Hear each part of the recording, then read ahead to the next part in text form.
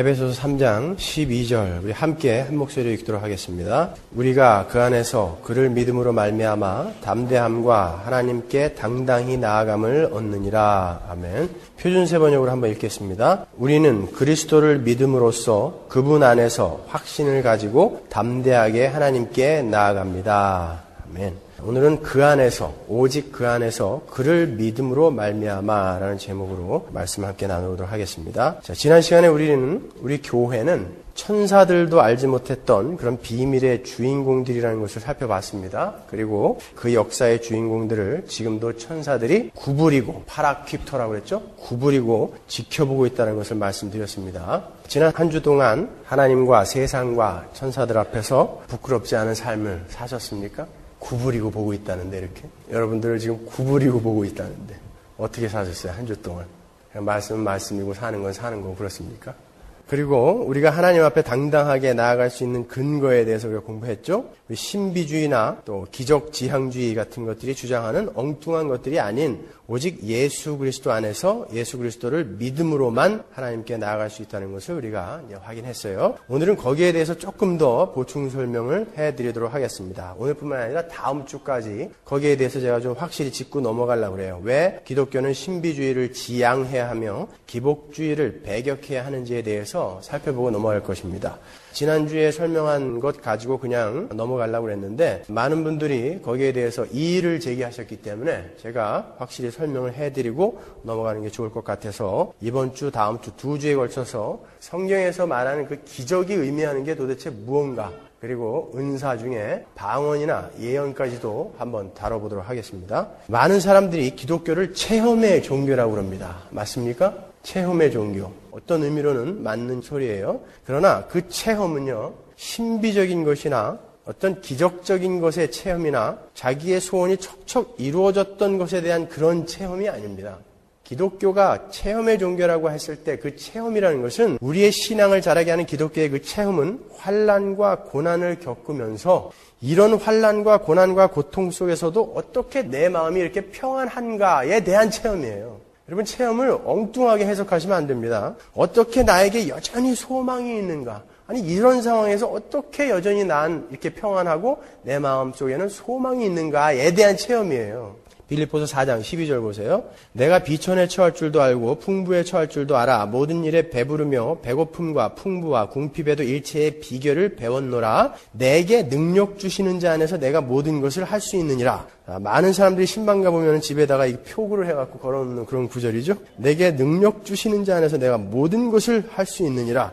이 말씀은 바울이 감옥에서 쓴 빌립보서에 들어있는 것이라는 것을 놓치시면 안 됩니다. 하나님께서 능력을 주셔서 내가 감옥 같은 그런 고난과 배고픔과 비천도 이겨낼 수 있는 자가 되었다. 그것이 바로 내게 능력 주시는 자 안에서 내가 모든 것을 할 수 있다라는 그런 의미지, 예수 믿으면 기도만 하면 척척 뭐든지 다 이루어진다, 그런 이야기가 아니라는 거예요, 여러분. 지난주에도 말씀드렸지만 신앙생활은 기분이나 느낌으로 해서는 안 되는 것입니다. 정확한 교리의 이해가 먼저 선행되어야 되는 거예요. 믿음은 오직 들음에서만 말미암는 것이라고 지난주에 제가 말씀해 드렸습니다. 성경에서 찾아드렸죠. 혹시 여러분 조선소에 가보신 적 있으세요? 배를 만드는 조선소. 거기 가면은 그 배를 만들 어마어마한 이 철강 더미들이 쌓여 있어요. 그것만 보고 또 그것으로 만들어지고 있는 이 배를 보면 이게 도저히 물에 뜰 것 같은 느낌이 들지 않습니다, 여러분. 느낌을 가지고는 도저히 이게 어떻게 물에 뜰까, 안 뜰 거야 라고 하지만 우리는 물리 시간에 부력이라는 걸 배웠어요. 그죠? M=Fg. 그래서 부력, 물속의 물체는 그것이 밀어낸 물의 양만큼 가벼워진다. 그 아르키메데스의 원리에다가 딱 넣어보면은 금방 알게 되는데, 그냥 저건 안 돼. 비행기 만드는 데 가서 이게 어떻게 또 이 무거운 게? 막 들어보면서 말이죠. 도저히 기분상 이건 안 뜰 것 같아. 느낌으로는 이건 도저히 못 뜰 거야 라고 하지만 우리는 정확한 부력 계산을 해보면 이건 뜰 거야 라고 아는 거 아닙니까? 그러니까 여러분이 신앙생활도 마찬가지예요. 신앙생활도 여러분이 기분으로, 느낌으로 하다 보면은 그런 오류를 범한단 말이죠. 여러분은 신앙을 기분이나 느낌으로 하시면 안 돼요. 이 인류의 역사가 기분이나 느낌으로 그렇게 경륜되어져 왔다면 비행기나 자동차나 배 같은 거는 만들어질 수가 없었을 거예요. 그죠? 정확한 공식과 정확한 법칙에 의해서 경륜되어져 왔기 때문에 그러한 문명의 발전이 있었던 것처럼 여러분의 신앙의 발전도 기분이나 느낌을 가지고는 절대 이루어질 수 없는 것입니다. 그럼에도 불구하고 기독교 신앙을 신비적인 체험이나 기복적이며 주술적으로 이해를 하고 정리를 하고 있는 사람들이 참 많이 있어요. 그들이 한결같이 주장하는 것이 예수님도 기적을 일으켰고 사도들도 기적을 일으켰다. 오늘날도 하나님은 기적을 통해 일을 하신다. 하나님은 우리가 행복하길 원하시기 때문에 믿음만 있으면 그리고 하나님께 헌신하면 하나님은 병도 물리쳐 주시고 물질도 풍성하게 채워주신다. 그래서 사람들을 쓰러뜨리고 병을 낫게 해주고 심지어 어떤 사람은 죽은 자도 살릴 수 있다고 그렇게 공언하며 다니는 사람도 있다고 제가 들었습니다. 분명 하나님은 어제나 오늘이나 동일하신 분입니다. 그 전지전능하신 능력의 하나님께서 오늘도 죽은 자를 살리실 수 있음을 저는 조금도 의심하지 않습니다. 그리고 하나님께서 우리가 행복하기를 원하시는 것도 사실이에요. 그렇지만 하나님이 우리에게 주시고자 하는 복은 우리가 갖고 있는 그러한 국어사전의 개념의 행복은 아닙니다, 여러분. 하나님께서 우리에게 주시고자 하는 복은 우리의 개념과는 아주 다른 거예요. 이 땅의 것이 아닌 하늘의 것으로 즐거워하는 그런 복입니다. 그리고 기적은 절대 인간을 변화시킬 수 없음도 지난주에 함께 우리가 공부해 봤죠. 그러면 성경에 기록되어 있는 기적은 우리에게 어떤 메시지를 주는 것일까? 여러분이 그 기적의 의미들을 잘 파악하고 계시면 그 엉터리 같은 신비주의나 기복주의에 빠지지 않으실 수 있을 것입니다. 사도들이 행한 기적의 내용은 제가 이미 설명을 해드렸으니까 오늘은 예수 그리스도께서 행하신 기적의 의미에 대해서 공부를 해보도록 하겠습니다. 자, 성경에는 왜 그런 기적들이 기록이 되어 있는가?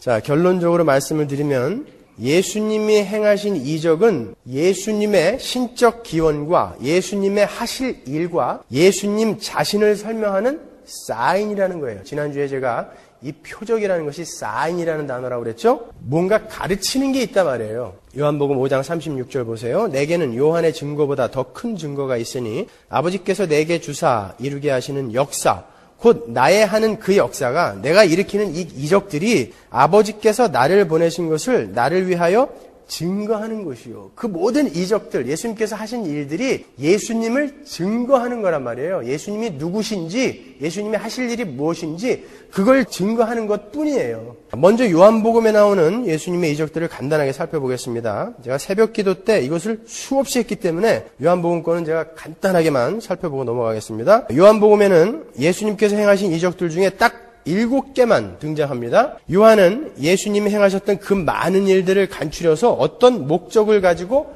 요한복음을 기록했어요. 어떤 목적이죠?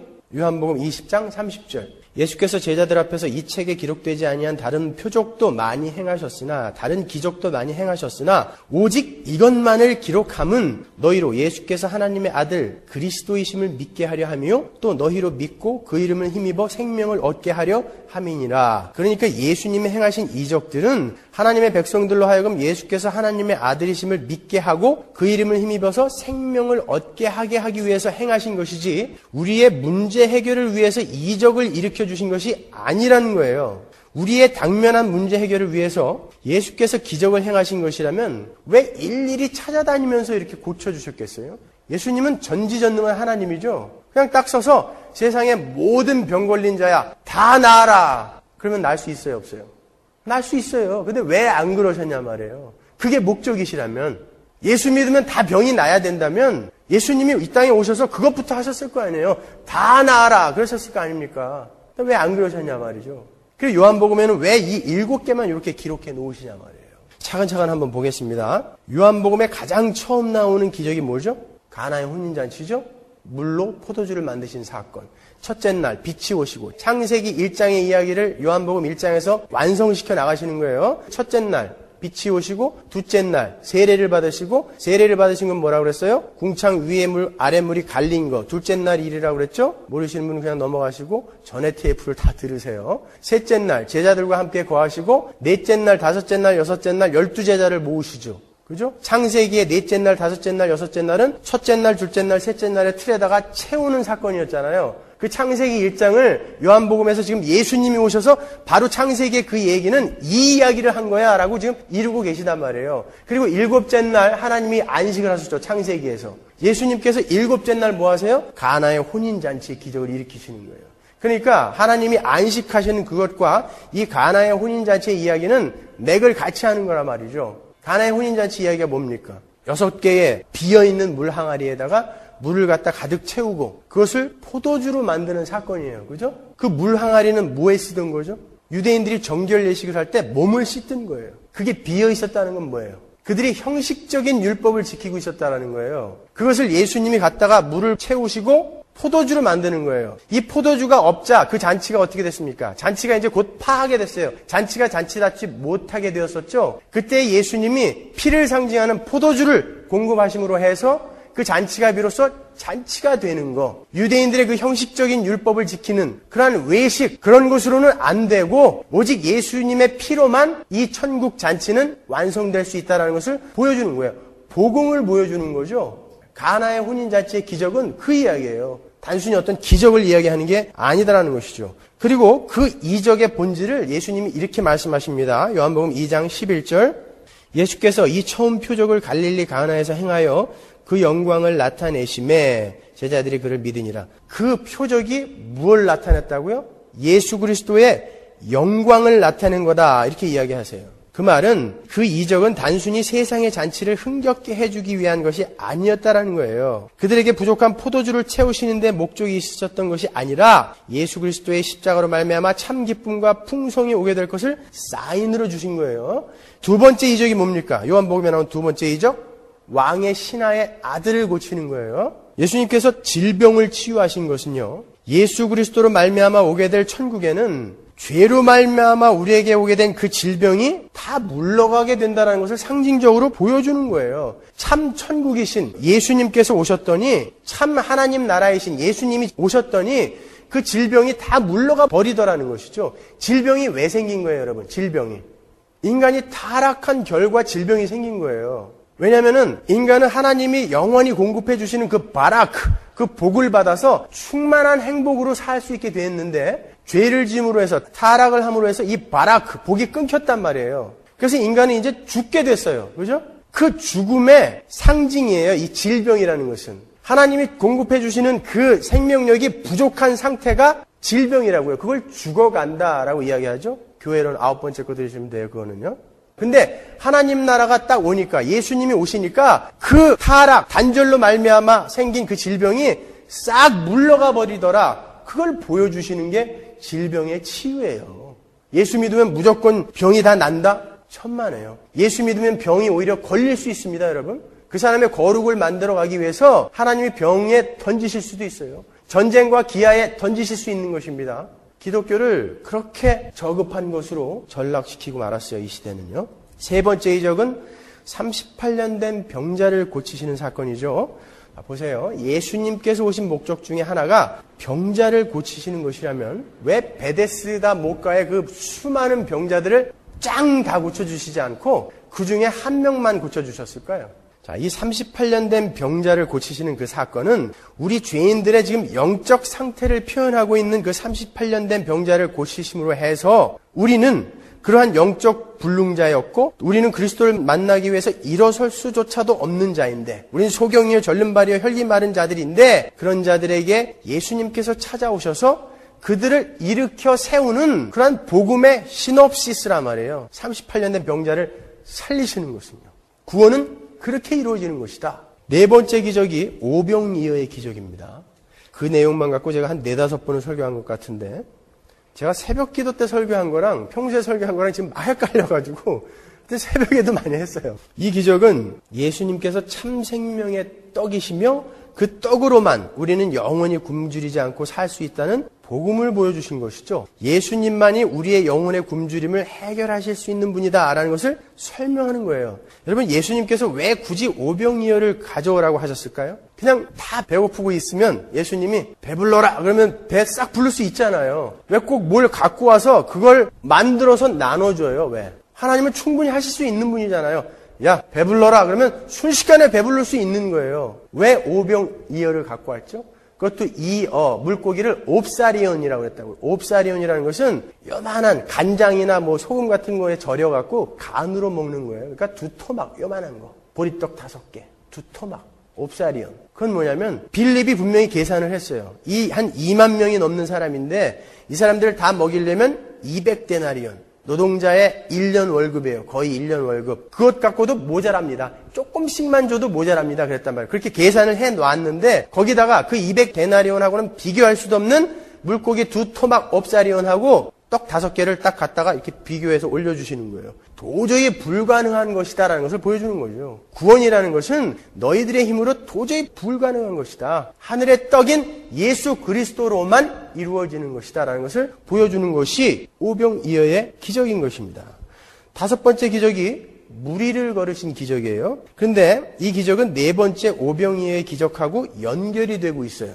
마가복음에 보시면 오병이어의 기적 바로 다음에 이렇게 나옵니다. 마가복음 6장 45절을 보세요. 예수께서 즉시, immediately 그러죠? 예수께서 즉시 제자들을 재촉하사 자기가 무리를 보내는 동안에 배 타고 앞서 건너편 벳세다로 가게 하시고 그래요. 예수님이 지금 즉시, immediately 막 몰아가고 계신 거예요. 오병이어 기적이 끝나자마자 제자들을 배를 태워서 벳세다로 지금 보내고 계세요. 날은 이미 저물었고 밤이 되었다 그러죠? 제자들은 이미 10여리를 갔다 그래요. 10여리 하면은 4km가 넘는 아주 먼 거리입니다, 여러분. 근데 반대편에서 역풍이 불었어요. 바람이 거스림으로 그런 구절이 있는데 그게 아네모스 에난티오스라는 말이거든요. 그게 역풍, 반대편에서 오는 바람 이런 뜻이에요. 그런데 그렇게 역풍이 부니까 제자들이 괴로워했다라고 성경은 설명을 하고 있어요. 근데 예수님께서 그것을 보시고 그것을 보시고 그들에게 오셨다 그래요. 한번 생각해 보세요.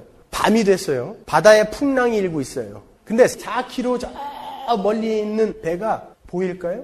근데 봤다는 건 뭐예요? 예수님이 보셨다 그래요. 예수님은 오병이어의 기적으로 어깨에 힘이 들어간 제자들에게 뭔가를 지금 가르치시기 위해서 황급히 바다로 내모신 거예요. 당시 한 부락의 인구가 평균 한 3,000명이었대요. 다 합쳐봐야. 근데 거기에 한 2만 명, 어른만 5천 명이니까 한 2만 명이 넘는 사람들이 모였다는 거예요. 그러면 적어도 6개, 7개 부락의 사람들이 다 모였다는 거거든요, 거기에. 그렇게 모여있는 데에 예수님이 한 구석에서 빵을 떼어서 제자들에게 줬다고요. 나눠줘라. 그러니까 대부분의 사람들은 그 떡이, 그 고기가 어떻게 왔는지 잘 몰라요. 그렇지만 가장 정확하게 그 기적의 정체를 아는 사람들이 누굽니까? 제자들이에요. 떼주면 또 있고 한 거예요. 제자들이 어깨에 힘이 들어갔겠죠? 하나님은 그들을 역풍 속으로 지금 집어넣어 버리시는 거예요. 그리고 그들의 불가능함, 하나님의 전능함, 그것을 지금 그들에게 깨닫게 하는 거예요. 너희들 힘으로 되는 건 아무것도 없다라는 것을 지금 깨닫게 해 주시는 거예요. 그러니까 배를 태워서 딱 보내시고 예수님이 지켜보고 계셨던 거예요. 여기에서 지켜봤다, 에이도라는 것은 알다, 뭐 이런 뜻이거든요. 그것은 예수님이 지켜보았다라는 뜻뿐만이 아니라 그 배에 같이 타고 가셨다라는 의미예요. 그들과 함께 동행하셨다라는 그런 의미라고요. 그리고 그들이 역풍을 만나자 예수님께서 걸어오셨다 그래요. 여기에는 아주 중요한 또 한 가지 메시지가 있습니다. 우리 하나님의 백성들이 인생을 살아내는 동안에 수많은 내적, 외적 역풍을 만나게 됩니다, 여러분. 예수를 믿고도 마찬가지예요. 수많은 문제들에 노출이 돼요. 사업이 망하기도 하고, 자식들이 속을 썩이기도 하고, 또 병이 들기도 하고, 우리는 우리 인생을 이렇게 끊임없는 외풍에 시달려요. 그리고 내풍에도 시달리죠. 끊임없이 솟아오르는 이 죄에 대한 욕구, 모난 성격, 불만, 불안, 우울, 근심, 염려, 욕심, 계속해서 우리를 거스리는 내풍과 외풍에 시달리게 되죠. 그때 우리 주님은 우리의 사정을 다 아시고, 이미 아시고 우리와 함께 가고 계시다라는 것을 지금 이 기적이 보여주고 있는 거예요. 시편 139편 15절 보세요. 내가 은밀한 데서 지음을 받고 땅의 깊은 곳에서 기이하게 지음을 받은 때에 나의 형체가 주의 앞에 숨기우지 못하였나이다. 표준세번역으로 볼게요. 은밀한 곳에서 나를 지으셨고 땅속 같은 곳에서 나를 조립하셨으니 내 뼈 하나하나도 주님 앞에서 숨길 수 없습니다. 16절 내 형질이 이루기 전에 주의 눈이 보셨으며 나를 위하여 정한 날이 하나도 되기 전에 주의 책에 다 기록이 되었나이다. 표준세번역으로 보면 나의 형질이 갖추어지기도 전부터 주께서는 나를 보고 계셨으며 나에게 정하여진 날들이 아직 시작되기도 전에 이미 주의 책에 다 기록되었습니다. 주님이 여러분의 형질이 이미 갖추기도 전에 그때부터 여러분을 보고 계셨다는 거예요. 그리고 여러분의 정한 날이 한 날도 시작되기 전에 이미 여러분은 예수님에 의해서, 주님에 의해서 스케줄 되었다는 거예요. 리빙 바이블 보면은 스케줄 되었다고 그래요. 이미. 이사야서 41장 10절 보세요. 두려워 말라. 내가 너와 함께 함이니라. 놀라지 말라. 나는 내 하나님이 됨이니라. 내가 너를 굳세게 하리라. 참으로 너를 도와주리라. 참으로 나의 의로운 손으로 너를 붙들리라. 이사야서 43장 2절. 내가 물 가운데로 지날 때에 내가 함께 할 것이라. 강을 건널 때 물이 너를 침몰치 못할 것이며 내가 불 가운데로 행할 때에 타지도 아니할 것이요 불꽃이 너를 사르지도 못하리니. 여러분이 지금 어떤 상황 속에 던져져 있다고 할지라도 우리 주님은 지금 여러분과 함께 계시고 여러분을 지켜보고 계세요. 여러분의 그 풍랑 속에 함께 계시다고요. 그런데 함께 있기만 하면 뭐래요? 능력이 있어야지. 그래서 물 위로 걸어오시는 거예요. 그 풍랑을 맞은 하나님의 백성들, 그들과 예수 그리스도가 함께 계시다고 하는데 그분은 바로, 그 예수님은 바로 하나님이시다라는 걸 보여주는 거예요. 물 위로 걸어오시는 거예요. 내가 간다. 내가 너희와 함께 있다라는 것이죠. 여러분, 분명 피조 세계에 제한된 인간은 자연 법칙을 거스릴 수가 없어요. 자연을 창조하시고 법칙을 만드시고 하나님은 그 법칙으로 이 우주를 운영하고 계세요. 하나님은 자연 법칙을 만드시고 그 법칙에 스스로를 매십니다. 여러분 그거 아세요? 그걸 공의라고 그러는 거예요. 하나님이 자연의 법칙을 만들어 놓고 하나님이 거기에 매이세요. 그걸 우리가 공의다 이렇게 이야기한다고요. 그러나 하나님은 창조주이시기 때문에 때때로 그 자연 법칙을 유보하신다고요. 여호수아 10장에 보면은 그 여호수아가 이스라엘이 기브온 민족하고 전쟁을 하다가 막 이기려고 그러는데 해가 지려고 그러니까 여호수아가 하나님의 명을 받들어서 태양아 멈춰라 하니까 태양이 섰어요. 자연의 법칙을 초월하신 거예요, 하나님은요. 그리고 히스기야 왕 때 히스기야에게 표징을 보여주시는데 해시계를 뒤로 10도 물러가게 만들었어요. 자연 법칙을 초월한 것이죠. 하나님만 그렇게 하실 수 있다는 거예요. 하나님만. 그런데 예수님께서 오병이어의 기적을 일으키세요. 오병이어의 기적이라는 건 뭐예요? 질량불변의 법칙을 초월한 거예요. 물 위를 걸으신 건 뭡니까? 만유인력을 초월하신 거예요. 그리고 예수님께서 저 심리 밖에서 제자들이 풍랑을 입으니까 막 뛰어갔겠어요, 이렇게? 벌써 다 빠져 죽죠. 1시간 걸려요, 심리 뛰려면. 어떻게 오셨을까요? 공간을 초월해서 오신 거예요. 예수님은 바로 이 자연을 초월하시는, 그 법칙을 초월하시는 하나님이시다라는 것을 보여주는 거예요. 그런데 아주 재미있는 구절이 나오죠? 마가복음 6장 48절 보세요. 바람이 거스림으로 제자들의 궤로에 노젓는 것을 보시고 밤 4경쯤에 바다 위로 걸어서 저희에게 오사 지나가려고 하시매. 아니 와갖고 그냥 지나가려고 그런단 말이에요. 이건 뭐예요? 에? 왜 와갖고 지나가시려고 그러냔 말이에요. 왜 성경이 그런 표현을 쓸까요? 성경에서 하나님께서 지나가신다라는 표현을 쓰는 곳이 몇 군데 나와요. 그 표현은 하나님의 영광이 나타났을 때 쓰는 표현이에요. 여러분 하나님의 영광이 뭐라고 그랬습니까? 하나님다우심, 하나님의 속성이 드러나는 것을 하나님의 영광이다 그래요. 그래서 예수님께서 십자가를 지실 때 거기에 하나님의 영광이 나타났다 그러죠. 유다가 예수님을 팔러 딱 나가자마자 예수님이 뭐라고 그래요? 요한복음에서 이제 인자가 영광을 얻었다 그런다고요. 왜 십자가가 하나님의 영광이며 예수님의 영광입니까? 십자가에는 죄를 가까이 하실 수 없는 하나님의 거룩이 나타났어요. 죄는 그렇게 저주하여 죽여버릴 수밖에 없으신 하나님의 거룩이죠. 십자가에는 하나님의 공의가 나타났습니다. 하나님은 죄를 용서하실 수가 없으신 분이에요.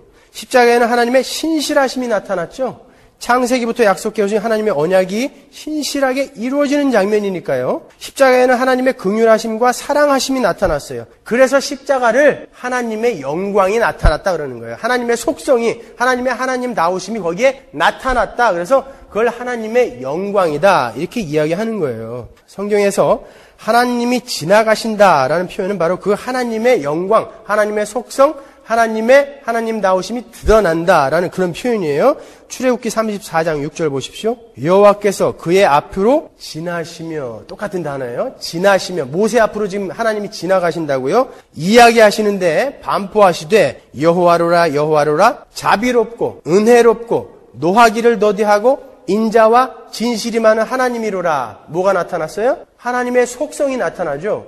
하나님의 영광이 나타나는 거예요. 그걸 지나가신다라는 단어를 이렇게 쓴단 말이에요. 열왕기상 19장 11절 보십시오. 여호와께서 가라사대 너는 나가서 여호와의 앞에서 산에 섰으라 하시더니 여호와께서 지나가시는데 엘리야 앞으로 지나가시는데 똑같은 단어죠. 여호와의 앞에 크고 강한 바람이 산을 가르고 바위를 부수나 바람 가운데 여호와께서 계시지 아니하며 바람 후에 지진이 있으나 지진 가운데도 여호와께서 계시지 아니하며. 왜 역풍이 부는 풍랑의 현장에 하나님의 영광이 나타나는 줄 아세요? 왜 거기에 하나님의 영광이 나타납니까? 역풍이 부는 현장에, 풍랑의 현장에 나타납니까? 우리의 인생의 고난과 환난 그리고 죄로 인한 그런 고통은 정말 우리가 견디기 힘든 거예요. 그러나 여러분, 우리는 그 현장에서 비로소 하나님을 체감할 수 있습니다. 여러분 그거 아세요? 여러분이 하는 일이 뭐든지 다 잘 되고 여러분이 정말 만족하게 이 세상을 살아가신다면 그렇게 사는 사람은 없겠지만 여러분 하나님이 필요 없어요. 여러분한테는요. 여러분의 역경의 현장, 고난의 현장에서 하나님 되심이 우리의 삶에 드러난다고요. 우리의 약할 때 하나님의 강하심이 드러나게 되는 거예요. 그래서 그 역풍의 현장에 하나님의 영광이 드러나는 거예요. 예수님이 지나가시더라라고 표현을 하는 거예요. 지금 여러분이 여러분의 그 삶의 상황, 조건, 환경 이런 것들을 생각하실 때 내 삶에는 왜 이렇게 역풍이 불고 왜 이렇게 풍랑이 불어? 여러분 그렇게 생각하실 것이 아니라 거기에 예수 그리스도, 그 능력의 하나님이신 예수 그리스도가 여러분을 지켜보고 계시고 아니 여러분과 함께 계시고 그 일은 하나님의 영광을 드러내기 위해서 여러분들에게 허락하신 것이다 라고 여러분이 그 상황을 풀으셔야 돼요. 그게 그리스도인입니다. 여러분. 하나님의 영광이 구약에서 대표적으로 드러나는 게 어디죠? 에스겔서하고 이사야서 아니에요. 이사야서 먼저 찾아볼까요? 이사야서 6장 1절 보세요.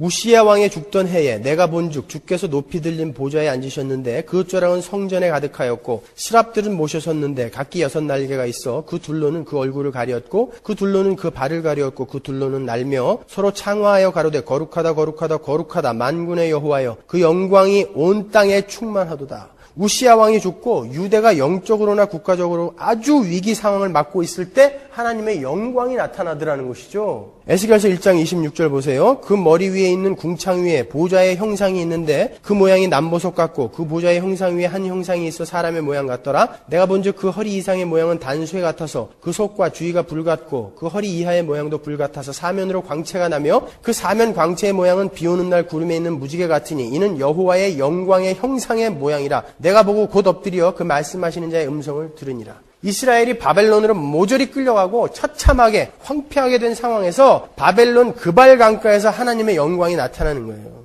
여러분 이렇게 우리의 인생의 역풍 속에서 하나님의 영광이 나타나는 거예요. 20세기의 그 위대한 설교자 중에 한 사람인 랄프 카이퍼라는 사람이 아주 눈이 나빴다고 그래요. 여러분 설교자가 눈이 나쁘다는 것은 아주 치명적이에요. 공부할 때도 힘들고요. 설교를 할 때도 힘들어요. 저도 요즘 잘 안 보여가지고 하다가 어디 하나 이렇게 찾을 때가 있어요.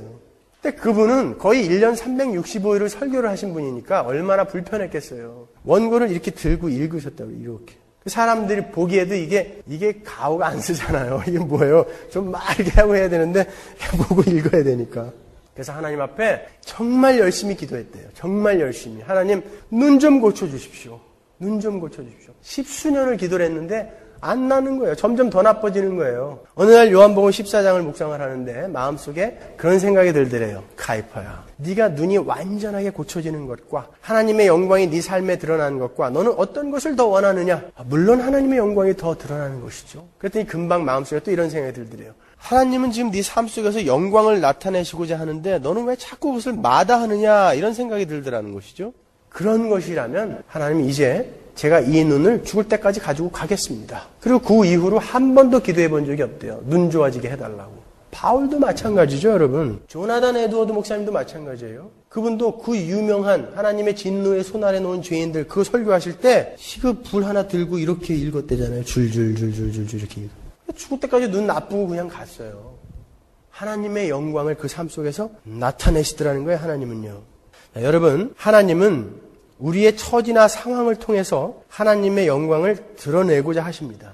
우리는 은연중에 진화론에 너무 많이 물들어 있어요. 교회 안에서도요. 진화론이 뭡니까? 적자생존. 뛰어난 놈이 살아남는 거예요. 그러니까 서로 기어 올라가려고 난리예요. 교회에서도 마찬가지예요. 더 커져야 돼요. 더 많아져야 돼요. 뭔가 일을 더 많이 해야 돼요. 여러분 그게 진화론이에요. 우리는 창조론을 믿는 자들 아닙니까, 여러분? 창조론은 뭡니까? 하나님이 모든 걸 창조하셨는데 목적이 있으셔서 이렇게 가난한 자, 뚱뚱한 자, 잘생긴 자, 못생긴 자 그냥 다 목적이 있어서 만들어 놓으셨다. 그게 창조론 아닙니까? 근데 여러분 진화론을 배격한다 이러면서 왜 진화론 속에서 살아가십니까, 여러분? 아니요. 하나님은 우리의 상황 속에서 하나님의 목적을 이루시고 그 목적을 이루시는 것을 통해서 하나님의 영광이 나타나게 우리를 그렇게 취급하시는 거예요. 우리를 그런 상황 속에 던지시는 거예요. 그러면 하나님은 우리의 주인이시라면서요. 그러면 당연히 감사합니다 하고 가야 되는 게 그리스도인이고요. 그리스도인 아닌 자들이, 그분의 종이 아닌 자들이 아각거리는 거죠.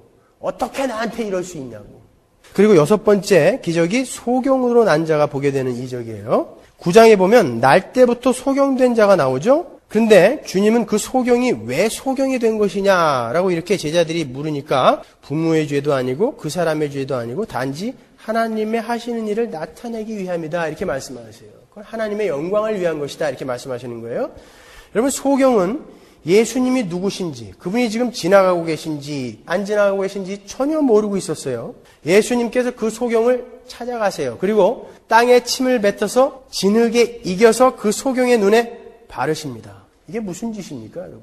그렇지 않아도 흉측한 눈에다가 진흙을 침으로 이겨갖고 그 눈에다가 또 발라요. 그게 뭐예요? 왜 그렇게 일하시냔 말이에요.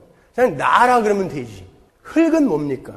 인간이 흙으로 지어졌어요. 티끌로 지어졌죠. 근데 인간이 타락을 하고 인간은 저주받은 흙이 됐어요. 예수님은 그 저주받은 흙 위에다가 예수님의 침을 섞어서 그 흙을 이기시는 거예요. 예수님 자신이 그 저주의 흙과 이겨지시는 거예요. 진이겨지시는 거예요. 그래서 그 저주받은 흙인, 저주받은 인간의 눈에, 죄인의 눈에 발리우는 거예요. 그리고 실로암가에 가서 씻으라고 하신다고요. 그 저주받은 흙이 되셔서 실로암 물에 예수님이 씻겨 내려가니까 소경이 눈을 뜨게 되는 거예요. 십자가를 이야기하는 거예요. 소경이 눈을 뜨는 것은요. 그런데 사람들은요, 그 눈을 뜨게 하신 예수님을 보는 게 아니라 그 진흙과 실로암 못이 효험이 있는 줄 알아요. 그 후로 아마 열심히 이겨가지고 가서 닦아봤을 거예요. 오늘날도 마찬가지죠. 왜? 그래요. 백보 양보해서 병 고치는 자가 있다고 해보자고요. 근데 왜 그 사람들이 지금 이 시대에 어깨에 힘을 주고 다녀요? 왜 수십억, 수백억 되는 재산을 모을 수 있어요? 그 사람들이. 어떻게? 이 시대도 똑같이 그렇게 취급하는 거 아니에요? 실로암 못과 진흙에 불과한 그런 도구들이에요. 설사 있다고 쳐도. 근데 왜 그 사람들에게 영광이 돌아가냔 말이에요. 여러분 성경이 어떤 것을 이야기하고 있는지 조금만 깊이 들어가서 알면 이 시대가 얼마나 우스꽝스럽게 가고 있는지 금방 아실 수 있어요. 얼마나 여러분들이 속고 있는지 금방 아실 수 있어요. 그리고 마지막 7번째 이적이 죽은 나사로가 살아난 사건입니다. 거기서도 예수님께서 말씀하시기를 나사로가 죽은 것은 하나님의 영광을 나타내시기 위한 것이다 이렇게 말씀하세요. 요한복음 11장 3절 보십시오. 이에 그 누이들이 예수께 사람을 보내어 가로되 주여 보시옵소서 사랑하시는 자가 병들었나이다 하니 예수께서 들으시고 가라사대 이 병은 죽을 병이 아니라 하나님의 영광을 위함이요 하나님의 아들로 이를 인하여 영광을 얻게 하려 함이라 하시더라. 자, 이 사건 역시 부활이요 생명이신 예수 그리스도로 말미암아 죄와 허물로 죽어있던 죄인들이 죽음을 이기고 승리를 하게 되는 최종적인 정리를 해주는 거예요. 나머지 그 이적들을 이제 최종적으로 정리해주는 거예요. 이거였다. 요한복음의 기적은 이것으로 끝입니다. 각 기적에는 예수 그리스도의 신적 기원과 그분의 하실 일과 십자가와 복음이 상징적으로 설명이 되어 있는 거예요. 그럼 마태복음의 기적을 몇 가지만 보자고요. 마태복음 8장 1절 보십시오. 예수께서 산에서 내려오시니 허다한 무리가 조치니라 한 문둥병자가 나와 절하고 가로되 주여 원하시면 저를 깨끗게 하실 수 있나이다 하거늘 예수께서 손을 내밀어 저에게 대시며 가라사대 내가 원하노니 깨끗함을 받으라 하신대 즉시 그의 문둥병이 깨끗하여진지라. 예수께서 이르시되 삼가 아무에게도 이르지 말고 다만 가서 제사장에게 내 몸을 보이고 모세의 명한 예물을 드려 저희에게 증거하라 하시니라. 예수님께서 문둥병자를 고치신 장면입니다. 유대인들에게 문둥병의 의미는 죽음을 의미하는 거였어요. 민수기 12장 12절로 가보겠습니다. 그로 살이 반이나 썩고 죽어서 모태에서 나온 자 같이 되게 마옵소서. 표준 세번역으로 볼까요? 미리암을 모태에서 나올 때에 살이 반이나 썩은 채 죽어 나온 아이처럼 저렇게 두지는 마십시오. 이렇게 문둥병을 죽음으로 생각했다고요. 3절에 보시면 예수님께서 문둥병자에게 내가 원하노니 깨끗함을 받으라 라고 문둥병자에게 말씀하세요. 자, 예수님께서 지금 누구의 역할을 하고 계신 겁니까? 제사장의 역할을 하고 계시죠? 구약에서 문둥병자가 정하게 되는 장면 한번 찾아보겠습니다. 문둥병자가 정하게 되는 장면이 어디에 나오죠? 레위기 14장 2절로 가보세요. 문둥 환자의 정결케 되는 날의 규례는 이러하니 곧 그 사람을 제사장에게로 데려갈 것이요 제사장은 진에서 나가서 진찰할지니 그 환자에게 있던 문둥병 환처가 나왔으면 제사장은 그를 위하여 명하여 정한 산새 2마리와 살아있는 새라는 말이에요. 백향목과 홍색 실과 우술초를 가져오게 하고 제사장은 또 명하여 그 새 하나는 흐르는 물 위 질그릇 안에서 잡게 하고 죽이고 다른 새는 사안대로 취하여 백향목과 홍색 실과 우술초와 함께 가져다가 흐르는 물 위에서 잡은 새 피를 찍어 한 새를 죽이고 그 새 피를 살아있는 새의 날개에다 찍어서 문둥병에서 정결함을 받을 자에게 7번 뿌려 정하다 하고 그 산 새는 들에 노을 찌며 정결함을 받는 자는 그 옷을 빨고 모든 털을 밀고 물로 몸을 씻을 것이라. 그리하면 정하리니 그 후에 진에 들어올 것이나 자기 장막 밖에 7일을 거할 것이요 7일 만에 그 모든 털을 밀되 머리털과 수염과 눈썹을 다 밀고 그 옷을 빨고 몸을 물에 씻을 것이라. 그리하면 정하리라. 자, 레위기 율법에 문둥병이 정결케 되기 위해서 제사장에게 살아있는 새 2마리를 가지고 가서 한 마리를 죽여서 그 피를 다른 새의 날개에 묻히고 그 새를 날려버리는 의식을 하죠. 죄가 죽고 그 죽은 자의 생명을 산 새에 묻혀서 자유롭게 날려보내는 거예요. 다른 새가 살기 위해서 한 새가 죽는 것입니다. 복음을 이야기하는 것입니다, 여러분. 예수님은 지금 문둥병자를 고치시면서 깨끗하게 될지어다. 지금 제사장으로서, 대제사장으로서 문둥병자로 대표되는 저주받은 죄인의 죄를 사여주시는 장면이에요.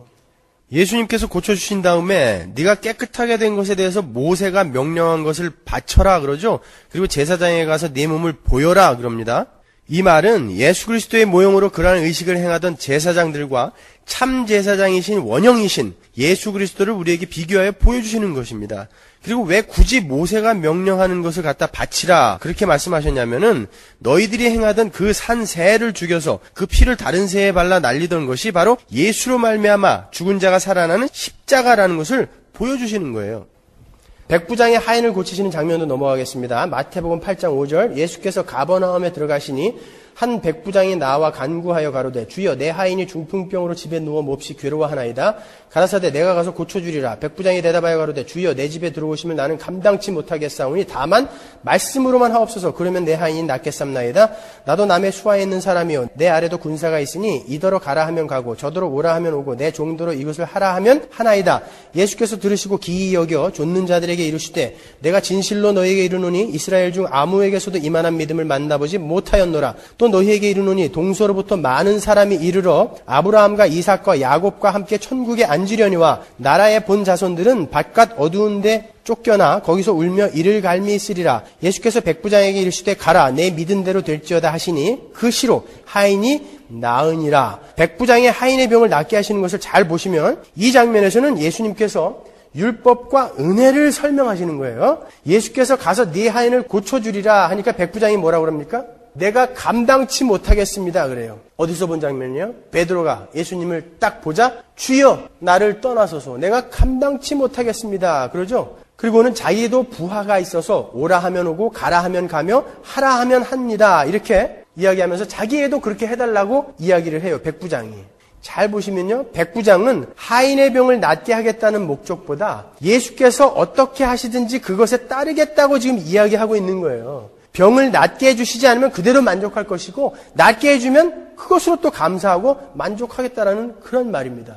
그때 예수님께서 그 백부장을 칭찬하시면서 내가 이런 믿음을 본 적이 없다고 말씀하세요. 그리고 동서로부터 많은 사람이 이르러 아브라함과 이삭과 야곱과 함께 천국에 앉으려니와 나라의 본 자손들은 바깥 어두운 데 쫓겨나 거기서 울며 이를 갈미 있으리라. 이런 말을 거기다 싹 삽입을 하신단 말이죠. 동서로부터 많은 사람들이 와서 즉 아브라함과 이삭과 야곱의 믿음을 가진 자들이 와서 천국에 앉을 것이고 율법과 혈통의 선민의식을 가진 이스라엘의 믿음을 지금 꾸짖으시는 거예요. 12절에 보시면 나라의 본 자손들은 바깥 어두운 데 쫓겨나 거기서 울며 이를 갈미 있으리라. 지금 이 백부장은 그 은혜에 근거한 믿음을 갖고 있는 자다라는 것을 설명해 주는 것입니다, 여러분. 이 백부장의 하인을 고치신 이적은 은혜로 얻는 구원과 행위를 의지한 외식을 날카롭게 지금 지적하시는 거예요. 기적은 이러한 메시지들을 갖고 있는 거예요. 단순히 병이 났고 귀신이 쫓겨가고 그런 거에 초점이 없어요.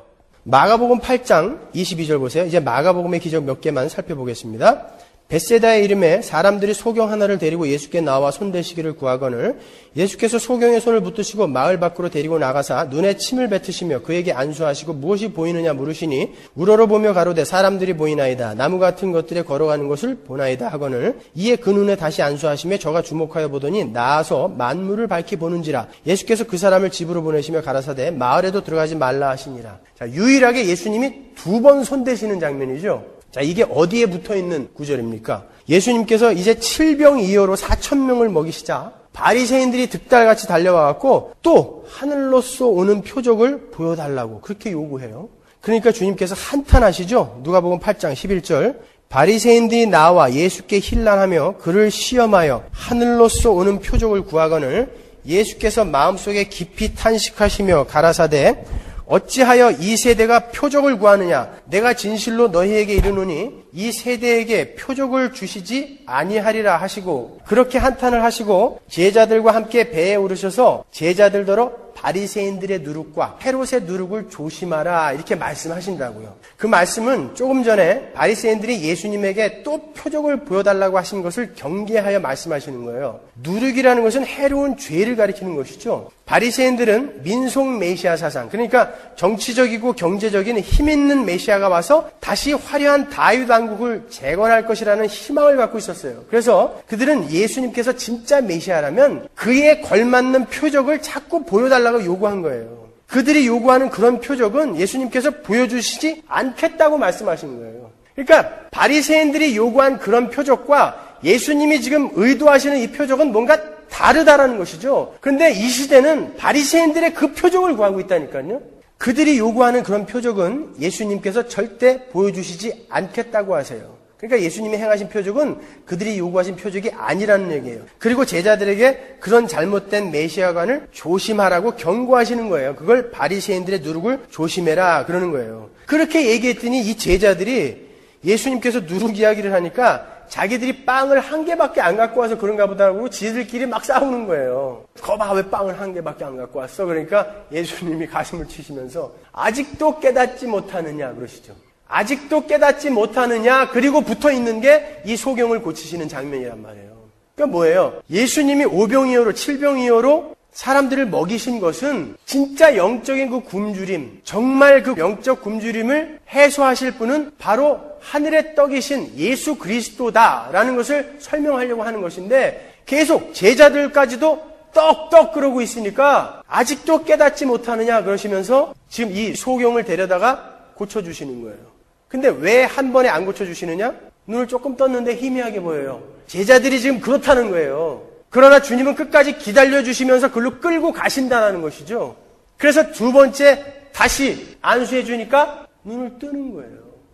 네, 기적에는 이러한 메시지들이 다 들어가 있는 거예요, 여러분. 그리고 마가복음 5장에 거라사 광인의 이야기가 나오죠. 귀신을 쫓아내는 거. 그 이야기는 단순히 예수님께서 귀신을 쫓아내시는 기적을 행하신 것을 설명하는 게 아니에요. 그 거라사 광인의 이야기도 역시 데몬 퍼제션, 귀신들의 소유, 마귀들의 소유였던 죄인들, 바로 우리들을 예수께서 건져내셔서 제자를 삼으시는 복음에 대한 진술이란 말이에요. 마가복음 5장 1절 보시면 예수께서 바다 건너편 거라사인의 지방에 이르러 배에서 나오시며 곧 더러운 귀신 들린 사람이 무덤 사이에서 나와 예수를 만나다. 그 사람은 무덤 사이에 거처하는데 이제는 아무나 쇠사슬로도 맬 수 없게 되었으니 이는 여러 번 고랑과 쇠사슬에 매였어도 쇠사슬을 끊고 고랑을 깨트렸음이러라. 그리하여 아무도 저를 제어할 힘이 없는지라 밤낮 무덤 사이에서나 산에서나 늘 소리 지르며 돌로 제 몸을 상하고 있었더라. 그가 멀리서 예수를 보고 달려와 절하며 큰 소리로 부르짖어 가로되 지극히 높으신 하나님의 아들 예수여 나와 당신과 무슨 상관이 있나이까 원컨대 하나님 앞에 맹세하고 나를 괴롭게 마옵소서 하니 이는 예수께서 이미 저에게 이르시기를 더러운 귀신아 그 사람에게서 나오라 하셨음이니라. 그 귀신 들린 사람에 대한 묘사를 잘 보시면 그 사람은 옷을 벗고 있었어요. 나중에 옷을 입고 그러잖아요. 그러니까 옷을 벗고 있었어요. 그러면서도 부끄러운 줄 모르고 살았죠. 그게 죄인들의 공통점이에요. 죄인들은 그런 부끄러운 죄를 지으면서도 그게 부끄러운 것인지 모릅니다. 심지어 그걸 자랑 삼아 얘기해요. 여러분 교도소에 가보면요. 모여 앉아서 자랑하는 게 얼마나 많은 돈을 사기쳤나. 옛날에 얼마나 자기가 싸움을 잘했나. 얼마나 비싼 물건을 도둑질했나. 얼마나 잔인하게 사람을 때렸었나. 얼마나 많이 사람을 죽였나. 이런 걸 자랑한다니까요. 어떻게 아는지는 제발 물어보지 마세요. 그런 걸 자랑해요. 부끄러운 줄은 몰라요. 죄인들의 특징이라는 것이죠.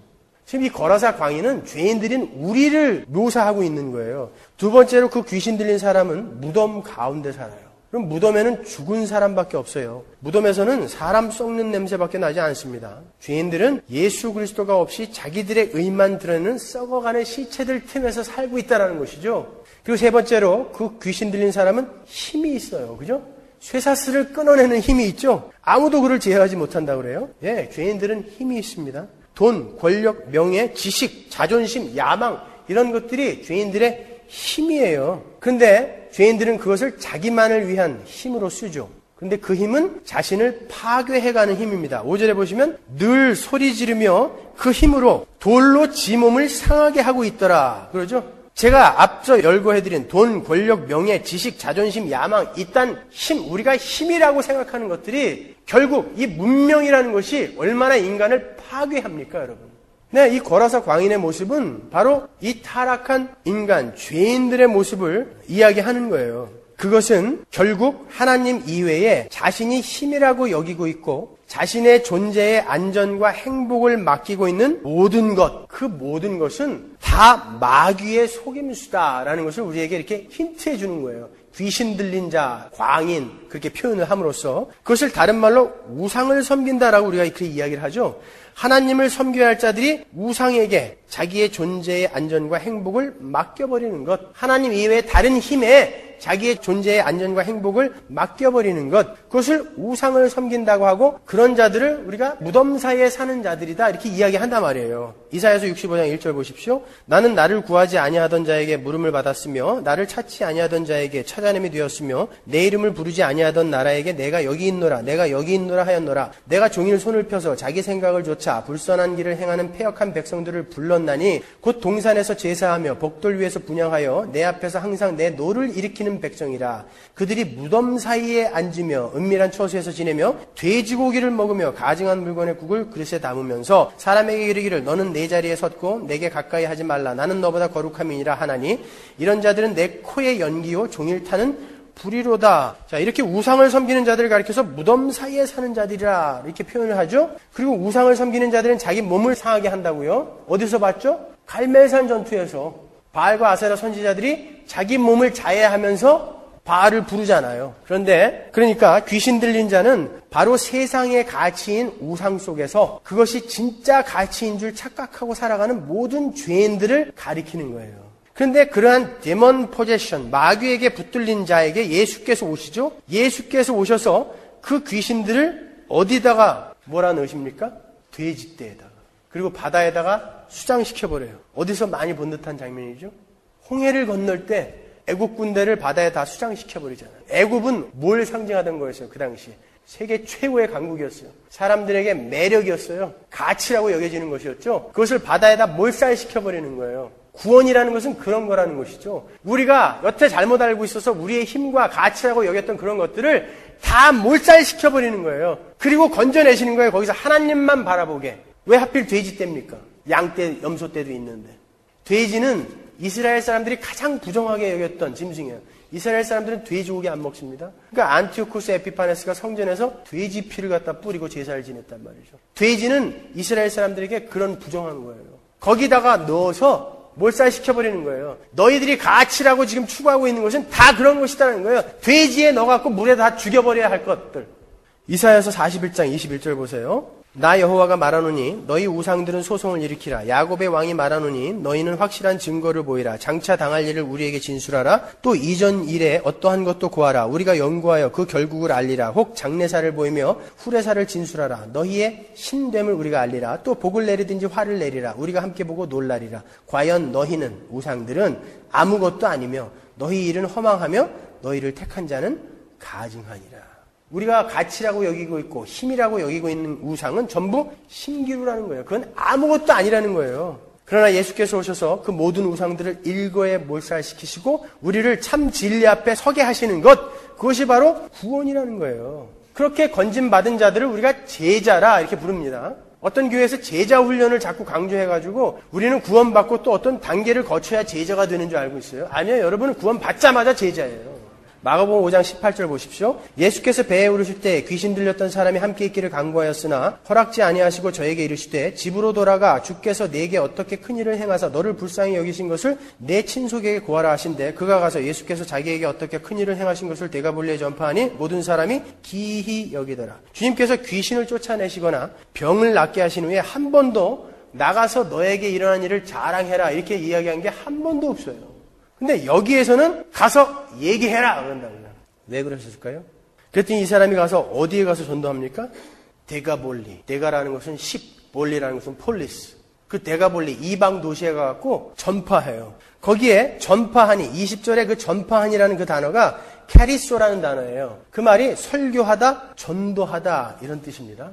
그 전에 누구에겐가 이런 일을 맡기셨어요. 주님이.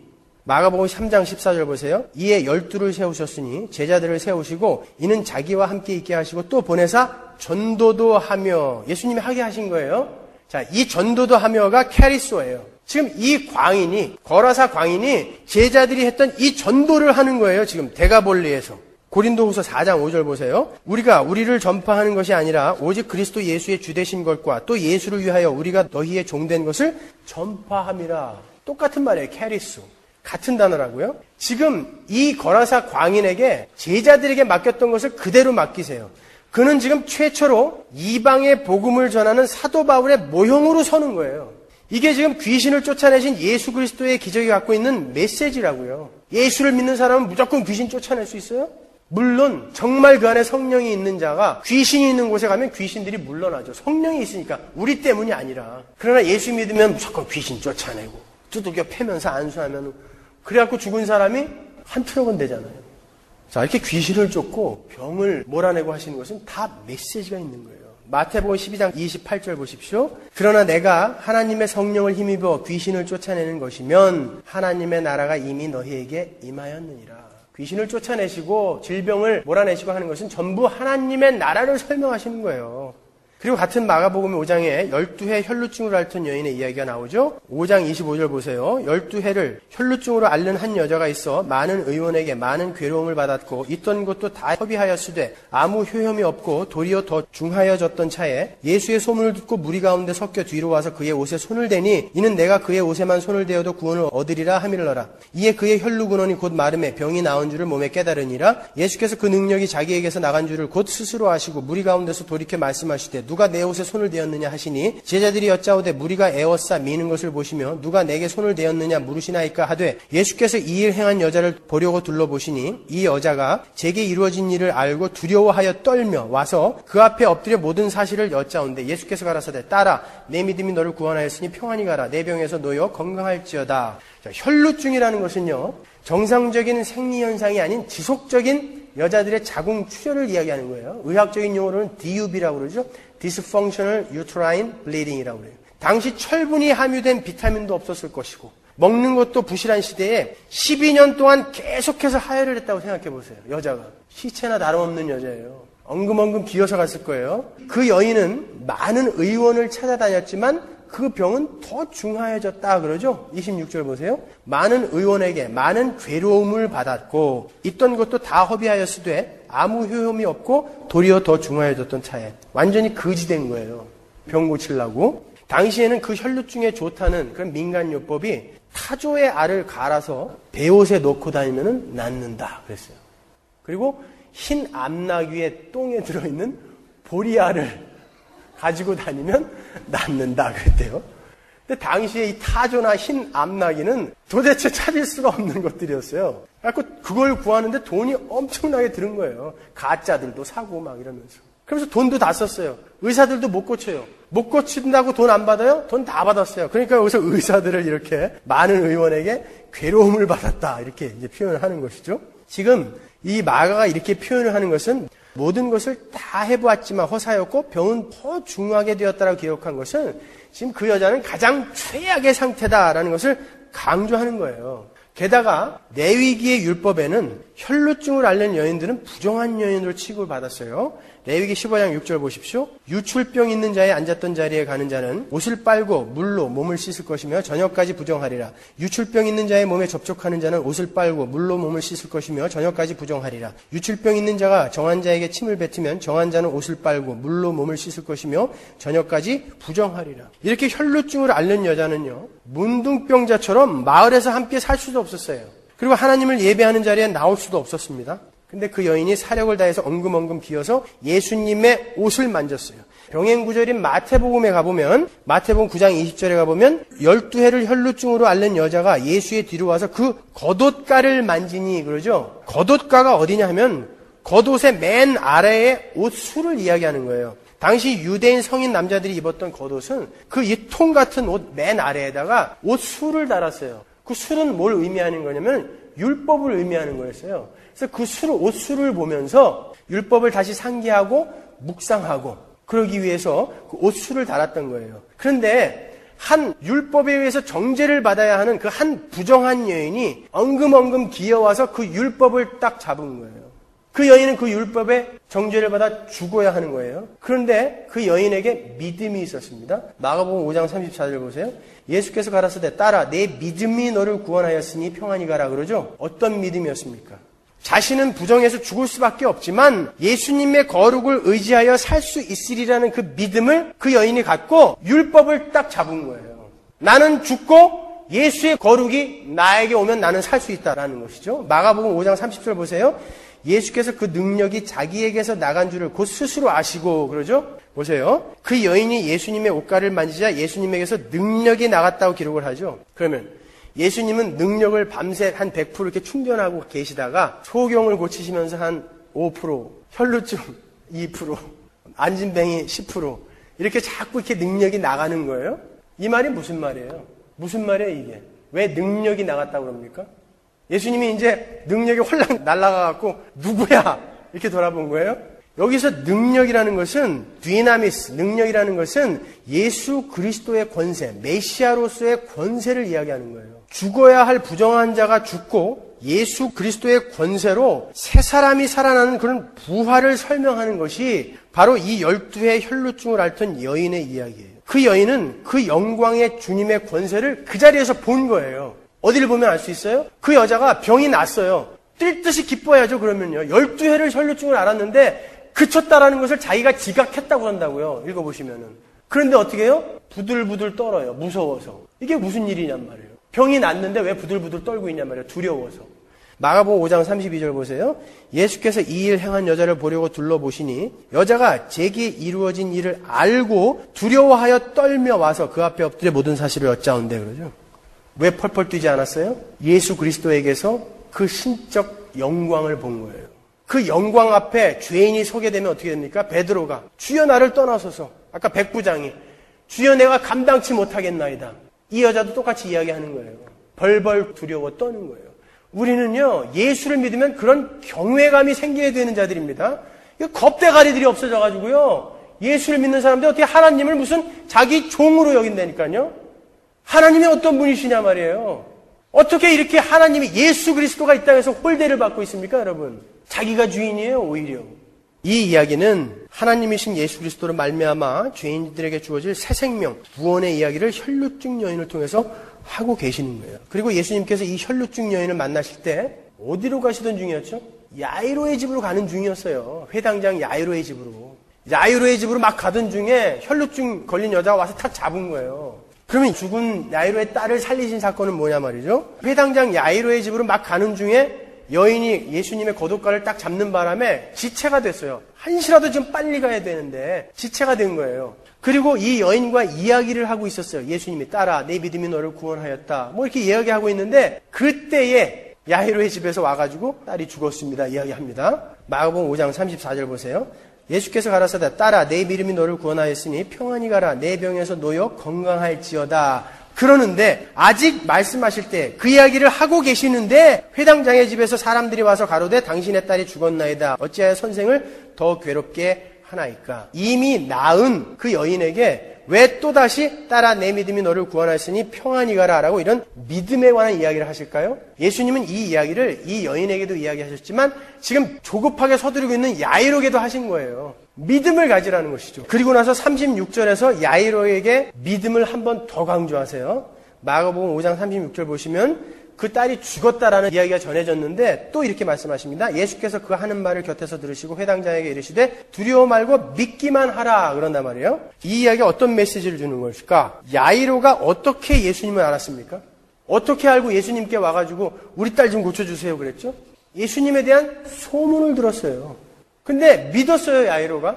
이분은 우리 딸을 고칠 수 있을 것이라는 것을 믿고 모시고 갔어요. 믿음은 어디서 오는 거예요? 그러니까 들음에서 오는 거예요.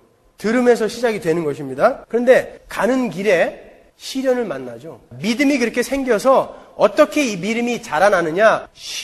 믿음의 시련을 통해서 이 믿음은 정말 살아있는 믿음으로 자라게 된다라는 것을 지금 보여주는 거예요. 믿었어요.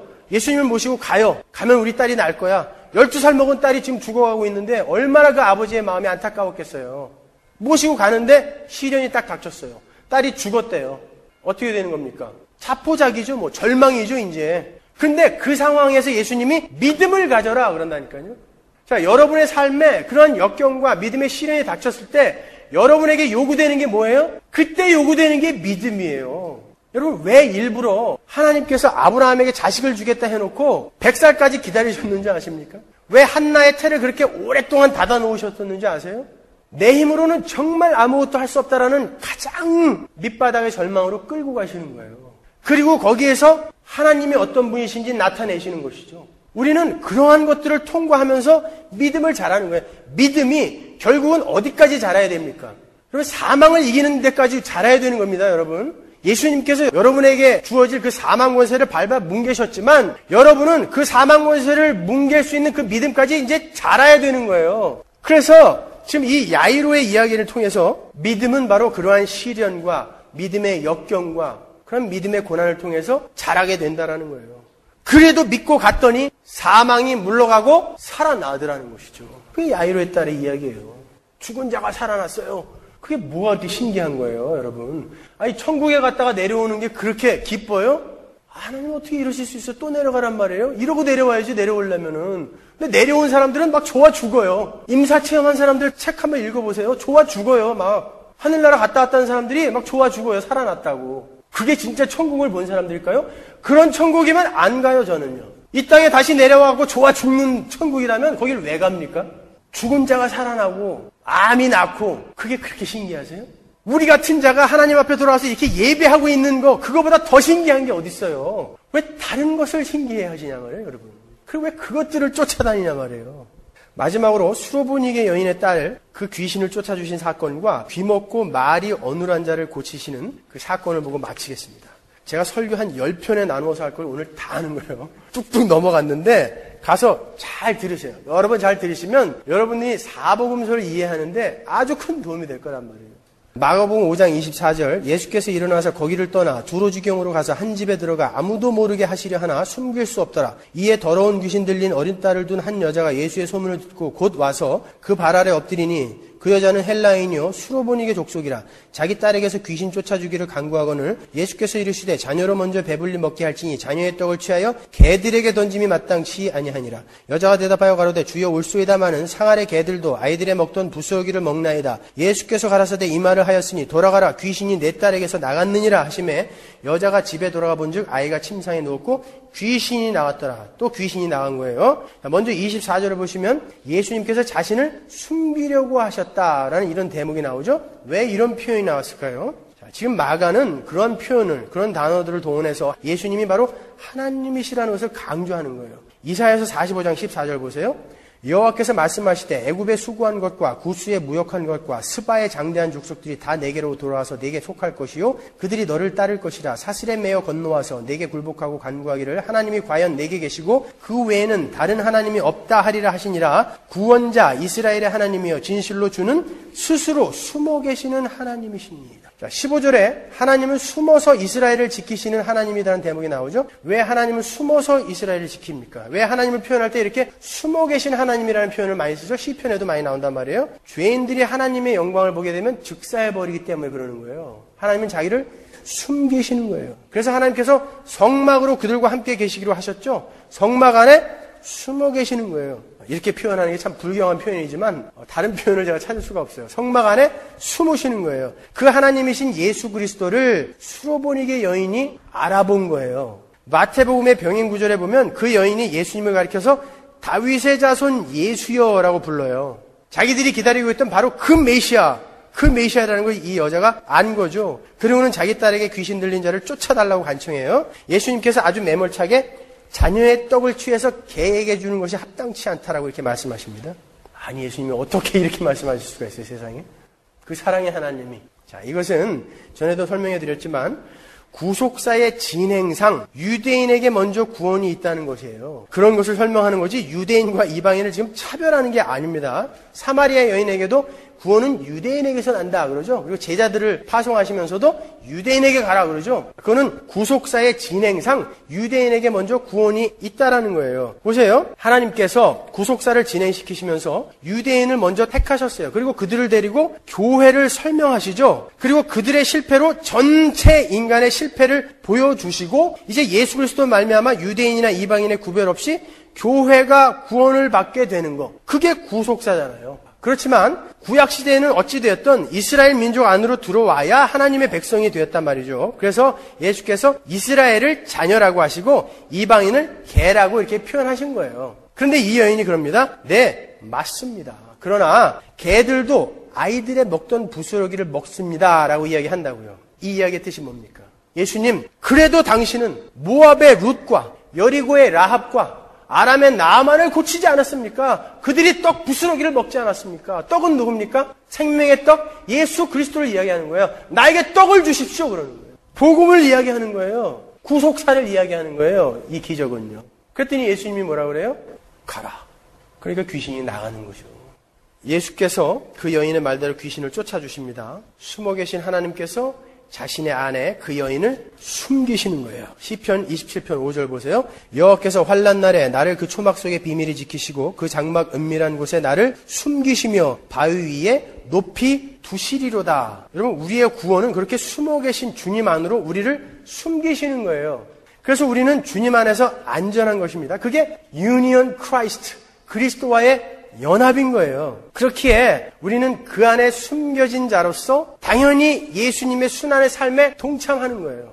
여러분, 예수님이 제자들 보고 너희가 나를 배반할 것이다 했을 때 그 배반이라는 게 뭡니까? 예수님과 같이 순환받고 죽을까봐 겁나서 예수님으로부터 도망가는 거죠. 그걸 배반이라고 그래요. 만약에 여러분이 예수님의 그 순환과 예수님의 그 고난에 예수님의 그 십자가에 동참하기 싫다라고 한다면 여러분은 지금 계속 예수님을 배반하고 있는 분들이지 여러분은 그리스도인 아닙니다. 여러분, 바로 그 예수님, 숨어 계신 예수님 안으로, 하나님 안으로 우리가 숨겨져서 우리는 구원을 받게 되는 거예요. 이제 이 수로보니 여인의 딸의 기적이 어떤 메시지를 담고 있는지 아시겠죠? 마가복음 7장 이제 31절 보세요. 예수께서 다시 두로 지경에서 나와 시돈을 지나고 데가볼리 지경을 통과하여 갈릴리 호수에 이르시매 사람들이 귀먹고 어눌한 자를 데리고 예수께 나와 안수하여 주시기를 간구하거늘 예수께서 그 사람을 따로 데리고 무리를 떠나사 손가락을 그의 양 귀에 넣고 침뱉아 그의 혀에 손을 내시며 하늘을 우러러 탄식하시며 그에게 이르시되 에바다 하시니 이는 열리라는 뜻이다. 그의 귀가 열리고 혀에 맺힌 것이 곧 풀려 말이 분명하더라. 예수께서 저희에게 경계하사 아무에게라도 이르지 말라 하시되 경계하실수록 저희가 더욱 널리 전파하니 사람들이 심히 놀라 가로되 그가 다 잘하였도다. 귀머거리도 듣게 하고 벙어리도 말하게 한다 하니라. 타락한 죄인들은 하나님의 빛을 보지 못하는 영적 소경일 뿐만 아니라 하나님의 말씀을 분별해낼 수 있는 영적 청각을 상실한 자들이죠. 자, 이제 귀머거리와 벙어리가 나오는 거예요. 아무리 논리정연하게 정리를 해서 복음을 설명해줘도 사람들은 못 알아들어요. 여러분 많이 경험해 보시죠. 아니 어떻게 그 말을 못 알아들어? 근데 못 알아들어요 진짜. 어떻게 그럴 수 있어? 그런다니까요. 진짜 이게 안 믿겨? 안 믿겨.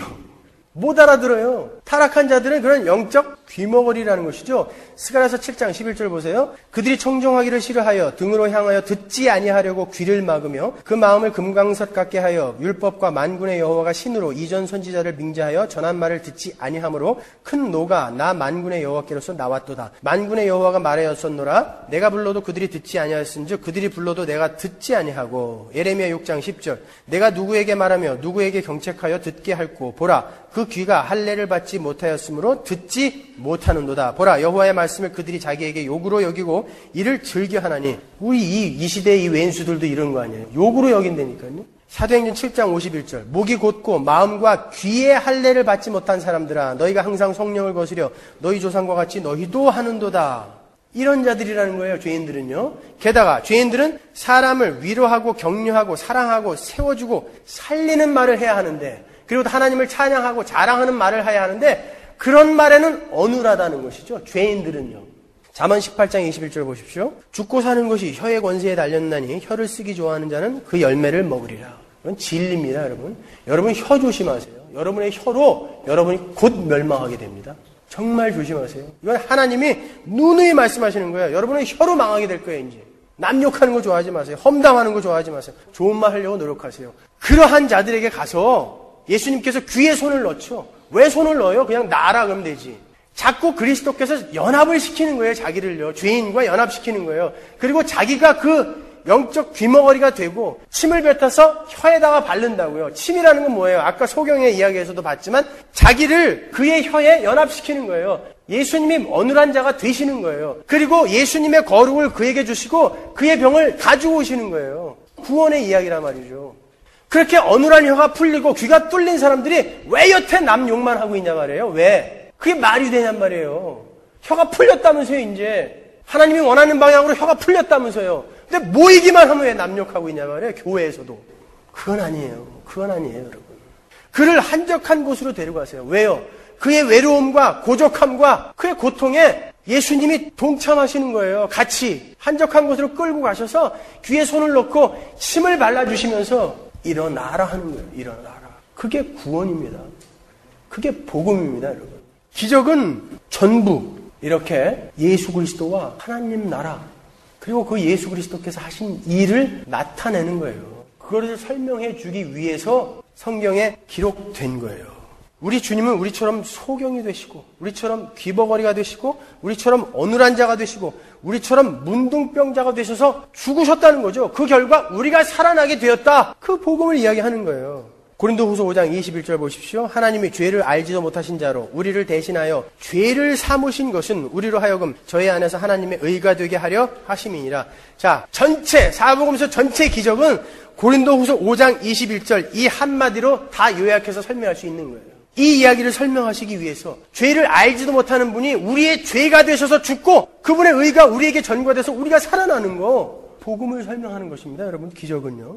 나의 하나님 어찌하여 나를 버리시나이까? 그건 우리가 외쳐야 될 비명이었다고요. 그 비명을 예수께서 질러주시고 우리가 살아난 십자가의 이야기를 하는 거예요. 기적은요. 그래서 표적이라고 하는 것이고 그 모든 것을 요나의 표적이다, 사인이다 이렇게 이야기하시는 거예요. 예수님께서 직접. 왜 예수님이 오병이어의 기적을 보고 찾아온 사람들에게 너희가 표적을 보고 온 게 아니라 배불러서 왔구나 그러지 않습니까?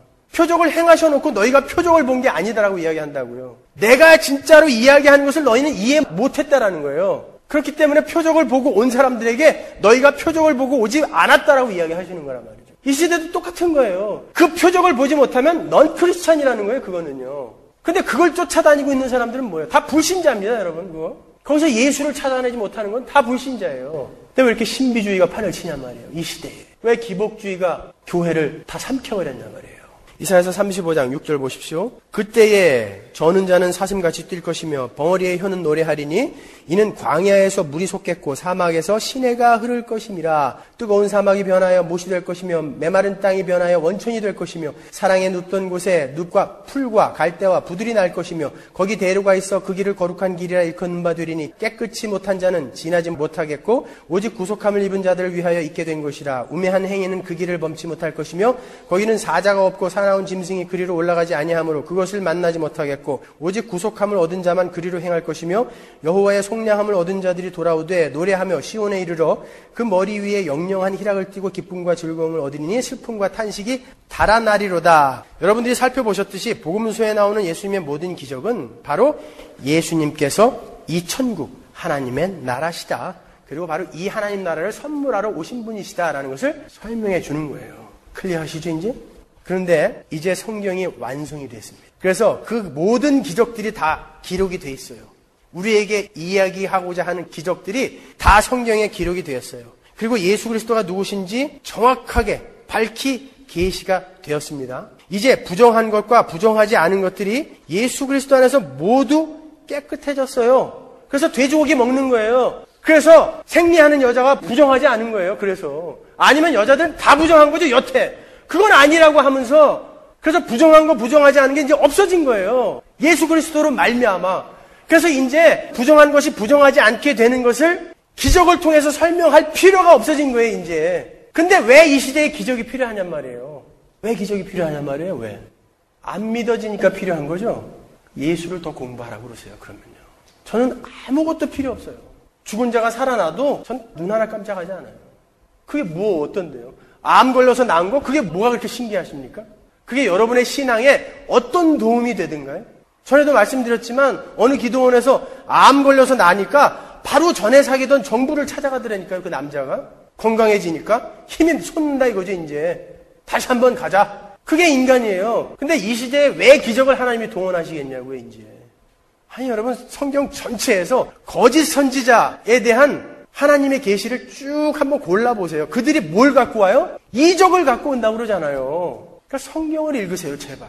성경을. 소문으로 신앙생활하지 마시고 추측이나 예감으로 신앙생활하지 마시고 성경을 읽으세요. 여러분이 살 길 아닙니까? 여러분의 영생이 걸린 문제 아닙니까? 여러분의 영생을 저에게만 맡기시는 거예요? 여러분이 찾아가시는 거예요. 그러니까 우리 12절 맨 앞으로 가서 12절 한번 다시 읽어보고 마치도록 하겠습니다.